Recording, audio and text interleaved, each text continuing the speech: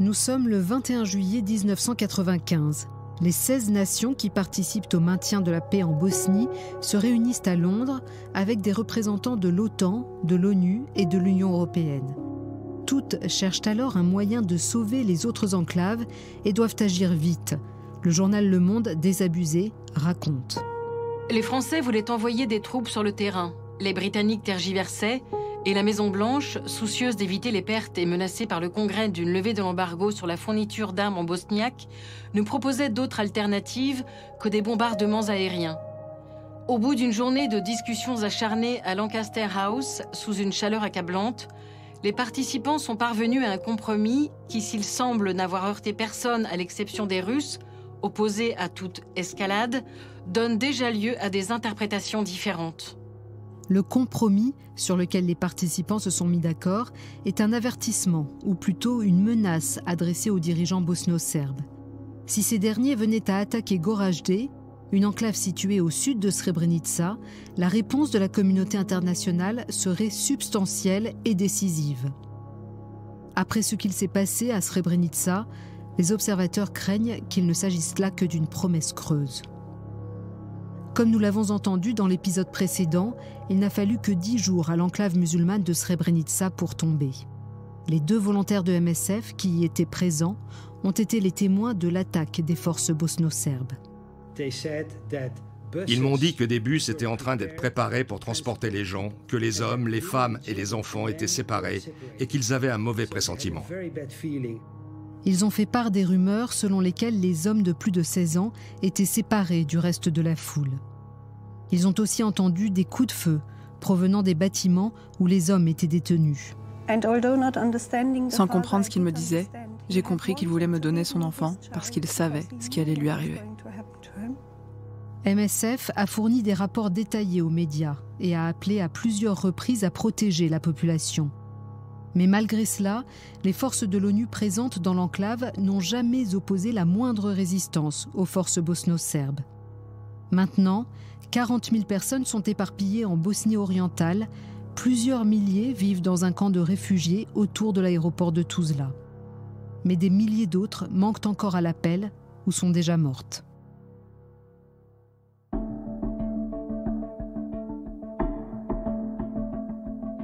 Pour les acteurs internationaux impliqués dans la guerre en Bosnie, la pression monte. Particulièrement pour les Néerlandais, dont le bataillon de casques bleus était présent à Srebrenica pendant la chute de la ville. Mais où repose la responsabilité de cette inaction ? Et que peut faire MSF pour s'assurer que la paix ne se fera pas au détriment de la justice ? Alors que les enquêtes s'ouvrent sur les événements de Srebrenica, comment la communauté internationale peut-elle s'assurer que ce qu'il s'est passé en juillet 1995 ne se produise pas à nouveau dans les autres enclaves ?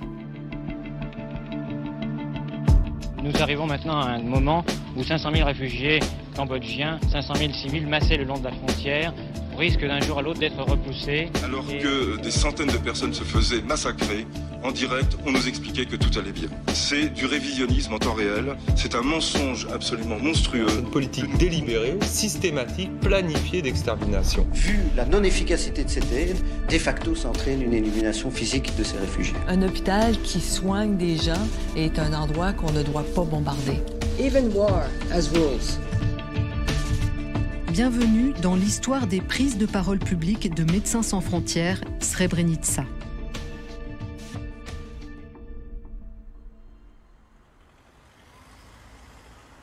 Dans les jours qui suivent, des journalistes du monde entier se rendent à Tuzla pour parler avec les rescapés de Srebrenica.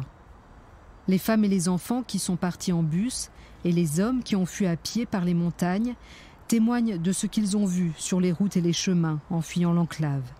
Tous font part de récits déchirants. L'un d'entre eux rapporte à des journalistes français qu'il doit sa vie à son cousin et parle d'une mer de cadavres. Tadeusz Mazowiecki, rapporteur spécial de la Commission des Nations Unies pour les droits de l'homme, est aussi présent à Tuzla et recueille les témoignages des survivants. On peut parler ici en termes de barbarie. Les témoins que nous avons entendus sont évidemment crédibles. Un réfugié nous a raconté qu'il avait vu un milicien serbe se promener dans un village de l'enclave avec dans ses bras une tête et les membres d'une femme. Il y a des quantités d'autres témoignages horribles. et tous vont être transmis au tribunal international de la Haye sur les crimes de guerre. À Zagreb, le 23 juillet, lors d'une conférence de presse, le ministre néerlandais de la Défense déclare partager l'avis du rapporteur spécial des Nations Unies.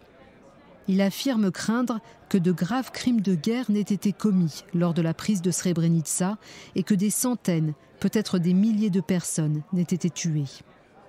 Il rapporte que les casques bleus néerlandais ont vu des Serbes exécuter une douzaine d'hommes à Srebrenica. D'autres casques bleus ont également été témoins de violences extrêmes. Mais lorsque, dans cette même conférence de presse, le commandant des casques bleus néerlandais prend la parole, le ton est soudain très différent. Pour le lieutenant-colonel Kermans, il n'y a pas de gentils ou de méchants en Bosnie. Le commandant du Dutch Bat va même jusqu'à féliciter le général Mladic, le commandant des forces bosno-serbes, qui faisait lui-même monter les gens à bord des bus. Le Premier ministre néerlandais et le prince héritier renforcent les propos de Kermans et félicitent leur casque bleu pour avoir fait tout ce qui était possible pour protéger la population. Fin de citation. Le directeur général de MSF Hollande, le docteur Jacques de Miliano, est loin d'être convaincu. J'ai assisté à cette conférence de presse en direct à la télévision et au scandale de Kermans affirmant que les Serbes avaient tout fait correctement. Il ne parlait que de la façon dont le Dutch Bat, en dépit de circonstances compliquées, avait réussi à s'organiser pour quitter l'enclave. Je me suis dit, ce n'est pas possible, il est en train de parler d'une autre planète. Il ne va pas pouvoir continuer à faire croire ça. Et dans les jours qui ont suivi, l'histoire des hommes a commencé à sortir. Ceux qui avaient fui Srebrenica, à pied, par la montagne, et puis la question de l'absence de protection. L'existence du massacre a été mise à jour de façon évidente. À ce moment-là, l'opinion néerlandaise a fait volte-face et la presse est venue me voir pour me demander. Donc, le Dutch Bat a fait du mauvais boulot. Et je leur ai répondu, non, je ne vais pas accuser le Dutch Bat tout simplement parce que maintenant, vous voulez que je les accuse. C'est choquant parce que Kermans était là pour la protection. Et sa façon de l'envisager ne dépendait pas de son point de vue, elle dépendait de l'institution militaire dont il faisait partie. Et toute l'institution militaire néerlandaise, jusqu'au ministre, semblait focalisée sur la sécurité du Dutch Bat. Il n'y avait pas de contre-pouvoir, ni du Parlement, ni du ministre, ni du Premier ministre. En Hollande, les émotions se portaient essentiellement sur la question du pour ou contre le Dutch Bat, et pas autour de notre rôle dans la protection de la population de Srebrenica.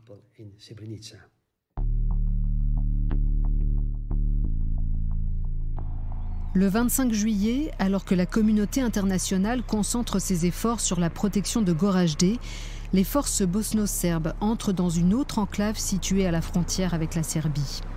Un article du Monde raconte.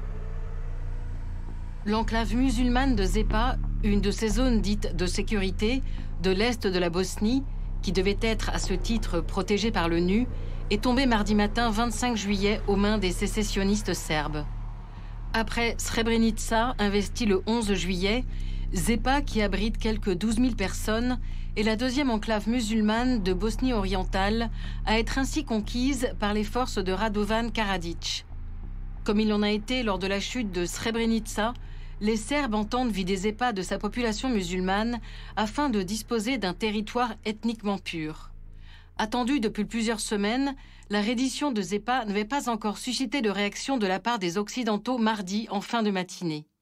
La confusion reste totale sur les intentions précises de ces derniers, et notamment sur ce qu'ils considèrent comme une ligne rouge que les Serbes ne pourraient franchir sans s'exposer à une riposte de l'OTAN.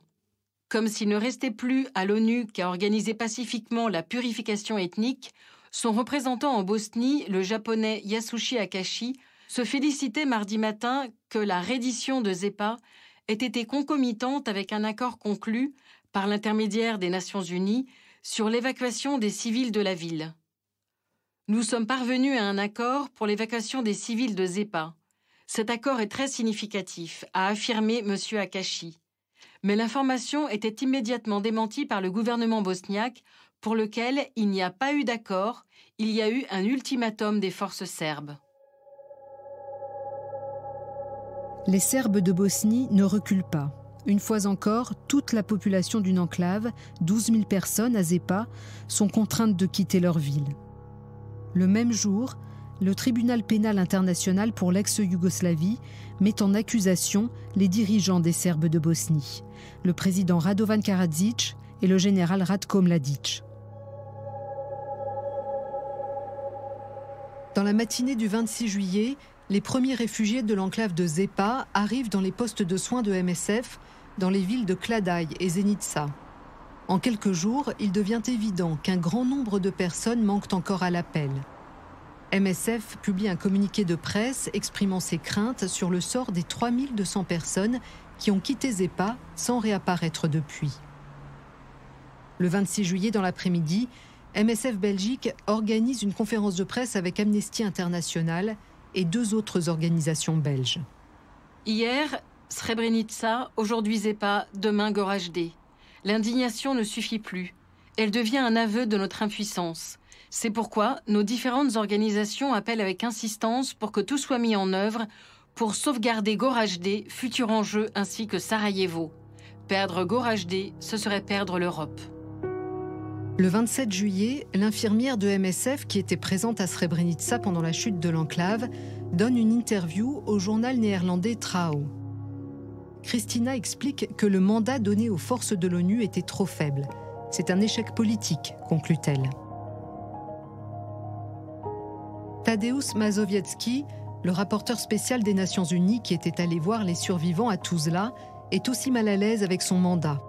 Il démissionne en signe de protestation contre ce qu'il estime être une reconnaissance de facto de la chute de Srebrenica par la communauté internationale lors d'une réunion à Londres quelques jours plus tôt. Il est aussi furieux que rien n'ait été fait pour sauver Zepa. Dans sa lettre de démission, il parle de sa stupéfaction quand à Tuzla, un groupe de réfugiés a refusé de lui parler parce qu'ils estimaient avoir été abandonnés par les Nations Unies. Le 10 août, les États-Unis transmettent au Conseil de sécurité des photos satellites. Elles prouvent que les forces bosno-serbes ont exécuté près de 2700 hommes désarmés près de Srebrenica en juillet. 2 de ces photos montrent des centaines d'hommes massés sur un terrain de football. Les autres montrent de la terre fraîchement remuée, indiquant la possible présence de fosses communes. Le Conseil de sécurité demande alors un rapport sur les violations des droits de l'homme commises à Srebrenica et Zepa. Les États-Unis appellent aussi le tribunal pénal international pour l'ex-Yougoslavie à mener une enquête.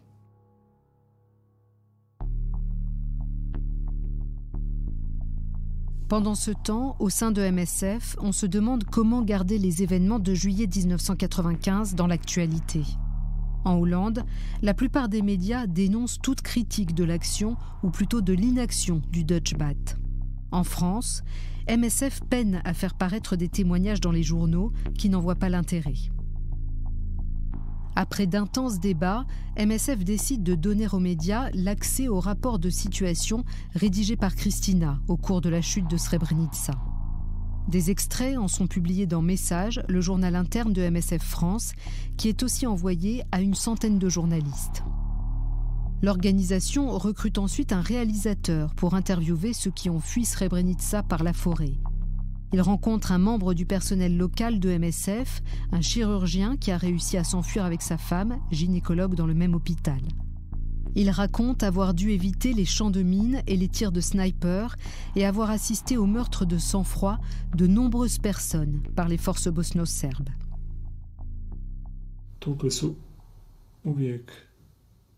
Ils ont toujours visé et attaqué les derniers de la colonne. D'abord en bombardant, et ensuite en fonçant sur les gens. Avec des bazookas,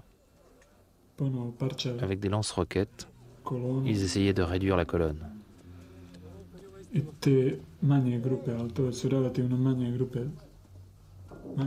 Qui était constituée de petits groupes d'environ 1000 personnes. Le documentaire s'appelle Srebrenica in Memoriam. Il est diffusé sur France 2, une chaîne du service public, et sur la chaîne franco-allemande Arte. Les témoignages les plus poignants sont aussi publiés dans le journal Le Monde. Le conseil d'administration de MSF France se met d'accord pour utiliser le film afin de susciter une discussion publique sur le sort des disparus, mais aussi pour attirer l'attention de l'opinion sur des négociations politiques autour de Srebrenica qui se seraient déroulées au moment de la chute de l'enclave. Pendant ce temps, le conflit dans les Balkans continue de faire rage. Fin août 1995, les forces bosno-serbes bombardent à nouveau Sarajevo. L'OTAN et la force de réaction rapide française répliquent par un premier bombardement d'artillerie et aérien de grande ampleur. Pour certains, la soudaine réaction militaire de la communauté internationale à Sarajevo n'efface pas la lenteur de sa réponse dans les deux autres enclaves. En Hollande, la situation se tend alors que de nouveaux détails sont révélés sur l'inaction du Dutchbat à Srebrenica. Début septembre, le ministre de la Défense néerlandais, Joris Verheugen, est contraint d'admettre que son ministère a commis une série de grossières erreurs. Le journal belge Le Soir raconte: L'une des deux pellicules sur lesquelles les casques bleus auraient fixé des preuves d'atrocité autour de Srebrenica fut lavée par un laborantin maladroit du ministère. Et une liste contenant les noms des civils isolés par les Serbes de Bosnie, qui pourrait s'avérer très utile pour une enquête sur le comportement des troupes du général Mladic, a simplement disparu. La crédibilité du responsable politique, le ministre Verheugen, en a pris un sacré coup. Il a dû modifier sa version des faits à plusieurs reprises à la suite de révélations dans la presse. Dans la plupart des cas, M. Verheugen ne semblait pas être au courant et devait rectifier ses propres démentis après consultation avec les leaders militaires. Ces bourdes semblent tellement grosses que nous avons du mal à y croire nous-mêmes. Des discussions tendues s'ensuivent lors des réunions des commissions parlementaires néerlandaises de la Défense et des Affaires étrangères. 2 semaines plus tard, le scandale s'aggrave en Hollande quand le journal De Volkskrant publie un article dévoilant un accord secret conclu entre le général Mladic et le commandant en chef adjoint de la Fort Pronu, le général britannique Rupert Smith. L'accord porterait sur la détention et la soi-disant évacuation des civils de Srebrenica le 19 juillet. L'article rapporte que Verheugen, le ministre néerlandais de la Défense, était au courant de cet accord et l'a gardé secret afin de ne pas fâcher le commandant des Serbes de Bosnie. Le ministère lance alors une enquête interne sur le comportement des casques bleus néerlandais. Au cours des semaines suivantes, Christina Schmitz et Daniel O'Brien sont amenés à témoigner dans l'enquête néerlandaise. On leur demande aussi de venir témoigner devant le tribunal pénal international pour l'ex-Yougoslavie. Cette demande provoque un débat au sein de MSF sur l'opportunité pour l'équipe de prendre part à ces enquêtes. Finalement, il est décidé de laisser aux volontaires de MSF le choix de témoigner ou non. S'ils décident de le faire, l'organisation leur apportera tout son soutien. Christina et Daniel acceptent de répondre aux questions des enquêteurs du ministère néerlandais de la Défense, mais uniquement par écrit et sur des questions spécifiques. Une partie de la presse néerlandaise cherche aussi à convaincre Christina et Daniel de prendre position contre les casques bleus. Le chargé des relations presse de MSF Belgique rappelle aux équipes françaises et belges la procédure à suivre en cas de demande des médias. Les journalistes qui voudraient plus d'informations ou qui voudraient interviewer Daniel ou Christina me seront adressés. Je traiterai les demandes pour les adresser à la personne la plus appropriée. Renaud, Pierre-Pascal, Georges, Christina. Je pense que Christina peut continuer à donner des interviews si elle le souhaite, mais seulement de manière sélective. Disons pour des journalistes pour lesquels nous avons la garantie qu'ils produisent une information de haute qualité. En octobre, la situation se complique pour le général Janvier, commandant de la Fort Pronu, qui avait déjà été accusé d'avoir passé un accord avec les Serbes de Bosnie. En échange des otages français, il s'engageait à ne plus faire usage de la force aérienne. Des éléments nouveaux révèlent maintenant que le général Janvier aurait recommandé en mai d'abandonner les enclaves qu'il jugeait indéfendables. Le journal britannique The Independent et le quotidien français Le Monde publient des articles sur une réunion à huis clos au siège des Nations Unies le 24 mai. Ils citent un diplomate. Les responsables du maintien de la paix de l'ONU se plaignaient toujours de ne pas avoir les ressources pour mettre en œuvre leur mandat, et c'était vrai. Cependant, personne n'a jamais dit ce que Janvier a dit, que les zones étaient indéfendables, que nous ne pouvions pas les défendre, que nous ne devions pas les défendre et que nous devions les laisser abandonner à leur sort. C'était complètement nouveau.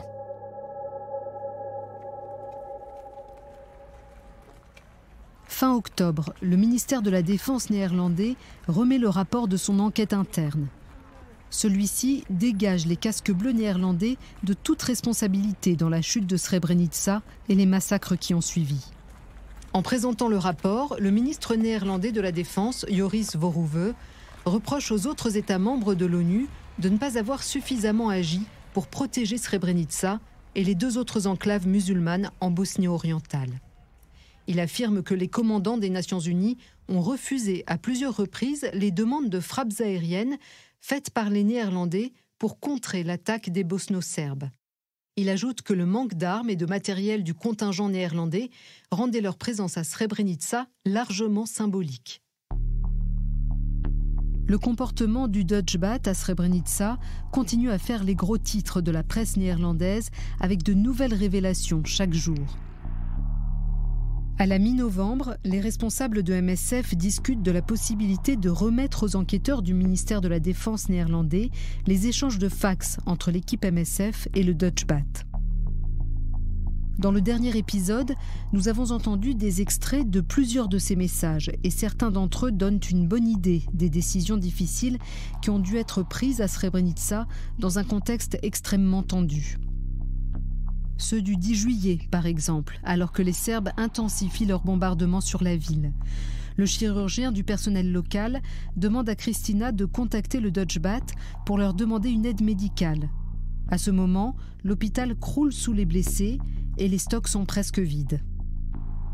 Voilà la réponse du commandant en second du Dutchbat, le major Franken. Encore une fois, c'est mal à l'aise que je dois vous répondre que nous ne sommes pas en mesure de pouvoir vous assister et vous fournir une aide médicale. C'est volontiers que je le ferai, mais j'ai la responsabilité de la sécurité médicale de mes soldats. Mes stocks médicaux sont au minimum vital. En dépit de la pénurie de carburant, la seule offre que je peux vous faire est de vous mettre à disposition une ambulance blindée pour aider à l'évacuation des blessés. Je dois ajouter une condition à cela, c'est que le véhicule ne soit utilisé que dans la ville, étant donné qu'en cas d'urgence, j'en ai besoin pour mes soldats qui sont prioritaires. Tenez-moi informé si vous acceptez cette petite aide. Le major Franken dit non, mais sa façon de le dire traduit son malaise. Kristina sait qu'en opération, les capacités médicales du Dutchbat sont réservées en priorité à leurs propres soldats blessés. Mais sa colère et son désespoir sont palpables dans le message qu'elle adresse plus tard dans la journée au supérieur de Franken, le lieutenant-colonel Kermans. La situation n'a pas évolué devant l'hôpital. Près de 10 000 personnes attendent en face. Nous vous demandons d'agir immédiatement. La population et l'hôpital sont sans protection et le bombardement se poursuit. Le maire de Srebrenica vous demande de vous rendre immédiatement au bâtiment des PTT. Au nom de MSF, je vous demande votre assistance pour la population. Cette situation est inacceptable. Veuillez nous informer des mesures que vous prendrez. MSF choisit finalement de transmettre ces messages au ministre de la Défense néerlandais. Mais tout le monde n'est pas d'accord avec cette décision, comme le montre ce message de MSF France aux collègues de MSF Belgique. L'intervention de MSF peut ne servir qu'à renforcer la position de non-intervention des Nations Unies. Mon avis, vous le connaissez, nous nous fourvoyons, car MSF s'implique dans des enquêtes soit internes aux Nations Unies, soit journalistiques, soit nationales, comme en Hollande, qui ne visent en rien à donner réparation aux torts subis par la population de Srebrenica. Il existe un véritable danger que nos dires soient utilisés à des fins opposées à celles que nous souhaitons. Le 16 novembre, le tribunal pénal international pour l'ex-Yougoslavie met en accusation les responsables bosno-serbes Ratko Mladic et Radovan Karadzic pour leur responsabilité personnelle directe dans les exactions commises après la chute de Srebrenica. Cette mise en accusation s'ajoute à celle qui avait été portée en juillet pour génocide et crimes contre l'humanité à Sarajevo. Présentant les nouvelles charges, le juge Riyad déclare « Des centaines de musulmans ont été tués et davantage encore ont été blessés. Des témoignages directs racontent comment des dizaines de personnes ont préféré sauter la vie plutôt qu'être capturées. Ceux qui ont été faits prisonniers, même blessés, ont été exécutés sur le champ. Des centaines de personnes ont été enterrées dans des fosses communes, pour certaines alors qu'elles étaient toujours en vie. Il conclut en disant « La population de Srebrenica a presque entièrement été éliminée ». Au même moment, les États-Unis président les pourparlers de Dayton, dans l'Ohio. Un accord de paix est conclu après 3 semaines de négociations entre la Republika Srpska et la Fédération croato-bosniaque. Il est baptisé Accord de Dayton. Il prévoit le remplacement de la Force-Pronu par une nouvelle force de maintien de la paix sous commandement de l'OTAN. Elle prendra le nom d'Implementation Force ou IFOR. Les accords prévoient également la fin de l'embargo imposé à la Serbie. Certains craignent que l'accord de paix ne s'établisse au détriment de la justice due aux victimes bosniaques de la guerre. Richard Goldstone, le procureur du tribunal pénal international pour l'ex-Yougoslavie, menace de démissionner si un marché qui échangerait la paix contre l'impunité des responsables serbes est passé.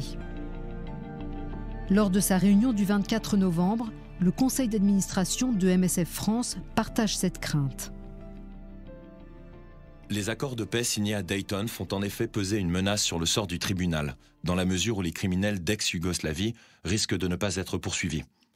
La livraison des criminels était en effet liée à la levée de l'embargo. Or, l'accord de Dayton a levé l'embargo. Les criminels ne sont plus une monnaie d'échange. Est-ce que MSF va demander que ce que le Conseil de sécurité a mis en place en créant le tribunal international ne soit pas retiré? Dayton marque que des États peuvent devenir criminels impunément. Est-ce qu'on reste spectateur? Est-ce qu'on demande au Conseil de sécurité de ne pas rayer d'un trait de plume le tribunal international pour l'ex-Yougoslavie? Pierre Salignon, responsable de programme adjoint, participe à cette réunion du Conseil d'administration. La paix avalise le partage ethnique de la Bosnie, mais la paix ne peut exister si justice n'est pas rendue. En tant que témoin, MSF doit demander des comptes et ne pas cesser de les demander. On ne doit pas laisser passer l'occasion de la signature de la paix à Paris. C'est aussi important que l'action qu'on peut mener sur le terrain. Les accords de Dayton doivent être signés à Paris le 14 décembre.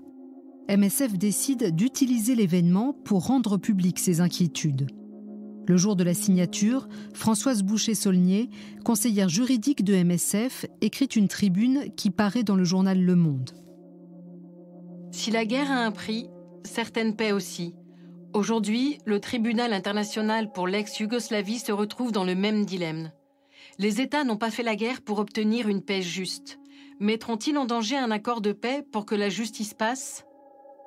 Celle qui se dessine sur le terrain et dont nos volontaires sont témoins ne répond pas aux questions les plus simples. Où vivront ceux qui ne se considèrent pas comme ethniquement purs?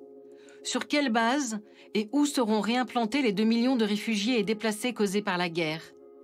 Quel rôle joueront demain les criminels de guerre? Cette paix américaine nous concerne en tant qu'êtres humains et en tant que citoyens européens. Qui fixe aujourd'hui le prix de notre vie, le prix de notre humanité? Le 1er décembre, le secrétaire général des Nations Unies présente son rapport sur la chute de Srebrenica. Il expose des preuves irréfutables d'exécutions sommaires conduites de manière systématique, ainsi que la présence du général Mladic lors de celle-ci. Le 21 décembre, le Conseil de sécurité de l'ONU demande une enquête plus poussée sur les crimes commis par les Serbes à Srebrenica. En février 1996, MSF publie à son tour son propre rapport, basé sur les témoignages du personnel de l'hôpital et sur ceux de ses volontaires qui ont travaillé à Srebrenica pendant les 3 années de siège. Pierre Salignon. Ce rapport-là, il est central. C'est un élément de récit très important pour tout le monde, par-delà l'acte de publier un rapport. C'est une manière de dire, on n'a pas seulement été témoin d'un massacre, on est directement concerné parce qu'on nous a assassiné des patients et que des collègues de l'hôpital et même du personnel MSF ont disparu. En février 1996, 21 des 128 personnes qui travaillaient dans l'hôpital et un des 13 membres de l'équipe locale de MSF manquent toujours à l'appel. Le 22 mars, l'équipe de MSF qui travaille dans l'enclave de Zenica envoie un message au siège demandant de prendre en considération la possibilité de retourner travailler à Srebrenica. Cette question pose un dilemme aux équipes de MSF. Il y a un nouveau groupe de réfugiés à Srebrenica. Ce sont des Serbes de Bosnie et ils sont de Sarajevo. Ils n'ont pas fui de combats ou de situations de guerre. Cependant, nous savons par de nombreux rapports qu'ils n'ont pas, après 4 années passées à vivre dans les combats, soudainement décidé d'abandonner leur maison. Les entretiens que nous avons eus avec les déplacés qui sont maintenant à Srebrenica sont assez intéressants. Ils réalisent qu'ils ont été manipulés par leur gouvernement. Je pense que ce groupe le réalise mieux que les autres, compte tenu de la situation délicate à Srebrenica, et ils payent pour les péchés de leurs fils. Pour ces raisons, je ne peux pas justifier que MSF n'aide pas ces personnes en leur fournissant le nécessaire afin qu'ils puissent vivre, mais aussi en leur laissant dire à la communauté internationale et leurs dirigeants comment ils vivent leur situation, ce que leur exode de Sarajevo signifie pour eux et s'ils veulent y retourner maintenant. S'il est décidé que MSF ne travaillera pas à Srebrenica, ce qui veut dire ne pas y aller, parce que je ne peux pas justifier de s'y rendre si la décision est déjà prise de ne pas répondre à leurs besoins, alors je demande que Bruxelles fasse une déclaration internationale expliquant pourquoi nous n'y travaillerons pas, parce que ce n'est pas une décision que je peux défendre. Je serais heureuse d'en discuter avec vous. Je sais que la plupart d'entre vous ne sont pas d'accord avec le fait de travailler ici à nouveau, mais si MSF essaye de faire valoir ses arguments avec les responsables de la chute de l'enclave et ses massacres, ce qui inclut les autorités bosno-croates également, si l'on veut vraiment être juste sur les culpabilités, pensez-vous vraiment qu'ils s'en soucieront si on se détourne de ces personnes? Après tout, ils les utilisent comme des pions juste pour installer des gens dans leur zone vide. Le seul moyen de mettre notre argument en avant est soit d'aider ces personnes, de rendre publics leurs sentiments et leur situation, soit de les éviter et de faire un communiqué de presse international expliquant pourquoi. Mais ma grande question reste que si MSF fait une distinction entre les réfugiés sur une base politique, pouvons-nous alors conserver notre mandat de neutralité et d'apolitisme? Je ne vois pas comment ce serait possible.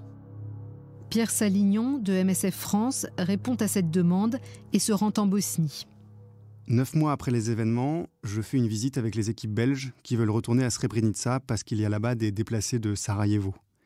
Sur la route, je leur dis « Vous vous rendez compte qu'ici, il s'est passé ça, que les gens sont passés par là. Je ne veux pas aller dans l'enclave. » On va à la Dovizdrana, la clinique de Bratunac, où on est bien accueillis. On a une discussion avec un médecin musulman sur les besoins à l'intérieur de l'enclave, sur l'hôpital, etc. À un moment donné, son collègue, un Serbe de Bosnie, sort de la pièce et je demande à celui qui reste « Où sont passés les blessés ?» Il y a un grand silence. L'autre médecin entre de nouveau, on se regarde avec l'équipe et on s'en va. Le retour en voiture a été très silencieux. Je pense que les gens ont compris qu'il ne fallait pas non plus faire n'importe quoi, qu'il s'était passé quelque chose de fondamentalement anormal dans cet endroit, que des blessés avaient été exécutés. Ce médecin, par son silence, nous a dit ce qu'ils étaient devenus. En fait, je me dis que si on m'a laissé y aller, c'est parce que cela arrangeait peut-être tout le monde, qu'on puisse faire cette visite et calmer un peu les choses. Mais la tragédie de juillet 1995 est encore trop présente dans les esprits et l'idée est abandonnée. Connaître la vérité sur ce qui s'est réellement passé au cours du mois de juillet à Srebrenica n'est pas chose facile. Les enquêteurs internationaux qui examinent les fosses communes sont déjà confrontés à des tentatives de dissimulation des preuves et MSF relaye leurs inquiétudes. Quant à Mladic et Karadzic, malgré leur mise en accusation, ils n'ont toujours pas été arrêtés. Malgré tout, le 4 juillet 1996, les résultats de l'enquête sont présentés au tribunal pénal international pour l'ex-Yougoslavie. Ils apportent des preuves tangibles du caractère prémédité des crimes commis ainsi que de la participation directe du général Mladic. Devant la cour, le témoignage des casques bleus néerlandais ne fait que confirmer leur passivité devant les atrocités commises par les forces bosno-serbes. Pendant son audition, l'ancien chef d'état-major de l'armée néerlandaise accuse les autorités françaises d'avoir forcé le général Janvier à annuler les frappes aériennes alors que l'enclave tombait. Devant ces preuves et toutes celles qui ont précédé, le 9 juillet, le tribunal pénal international délivre un mandat d'arrêt contre Radovan Karadzic et Ratko Mladic. Pour le premier anniversaire de la chute de Srebrenica, le 11 juillet 1996, plusieurs responsables de MSF publient des tribunes dans les médias belges et français.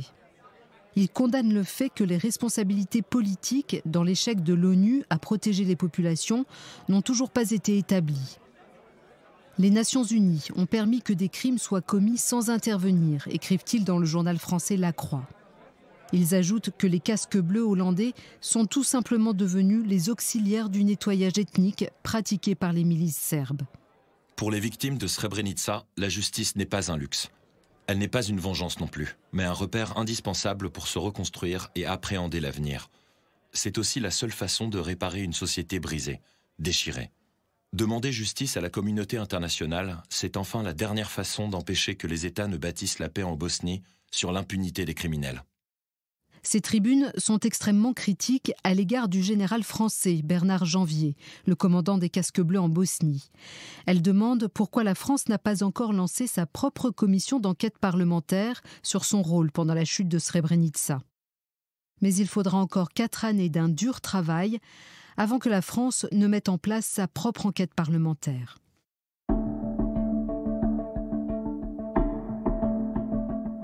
Dans le prochain épisode, la justice est lente à être rendue et la plupart des pays impliqués n'assument aucune responsabilité pour leurs actions dans l'enclave.